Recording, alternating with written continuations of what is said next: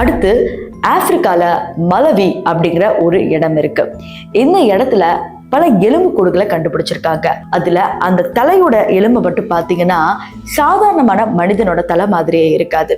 எதற்கு தலைக்கு மேல இவ்வளவு பெரிய எலும்பு அப்படியே எலாங்கேட் ஆகியிருக்கணும்? இதோட பின்புலம் என்ன?